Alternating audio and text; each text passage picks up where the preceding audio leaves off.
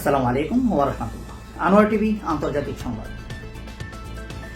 নারায়ণগঞ্জের শীর্ষ খেলোয়াড় শামীম ওসমান গিয়েছিলেন পবিত্র হজে, কিন্তু হাজিরা ভুলবশত শয়তান ভেবে পাথর ছুঁড়ে মারেন শামীম ওসমানের উপর। কোথাও যেন শান্তি মিলছে না এই আফসোস লিডারদের। নির্বাচনে জিতলে আনোয়ার টিভিকে জাতীয় টিভি করার প্রস্তাব দিয়েছেন বিএনপি নেতা মির্জা ফখরুল ইসলাম আলমগীর। তিনি আরও জানান, বিএনপির পক্ষ থেকে আনোয়ার টিভির জন্য একটি অফিসও করে দেওয়া হবে।